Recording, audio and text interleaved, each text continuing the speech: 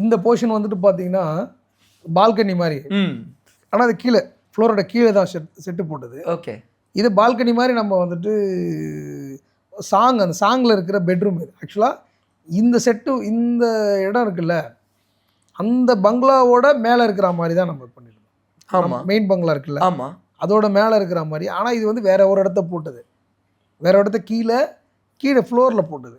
அப்போது ஃப்ளோரில் போட்டு இப்போ பால்கனி மாதிரி நம்ம சீட் பண்ணால் அந்த ஃப்ளோரை எலிவேட் பண்ணோம். கொஞ்சம் செட்டை எலிவேட் பண்ணி ஒரு ஒரு 5-6 ஃபீட் எலிவேட் பண்ணிவிட்டு போட்டோம்.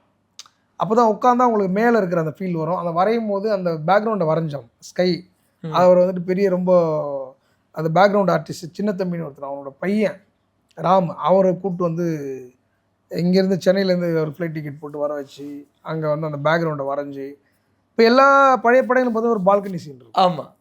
அப்போது நம்ம சினிமானும் பொழுது ஒரு பால்கனி சீன் பண்ணால் நல்லாயிருக்கும் அப்படின்னு நான் ரொம்ப கம்பல் பண்ணி நான் கொஞ்சம் டைரக்டர்கிட்ட சொல்லி, ஆனால் அவர் சீனே இல்லை, நான் பேசி இது பண்ணால் நல்லாயிருக்கும் சொல்லலாம். சரி நான் சூப்பர் நான் பண்ணேன்னு.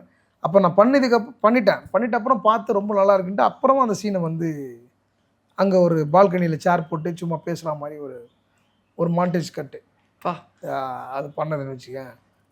எனக்கு ரொம்ப பிடிச்ச இடம்.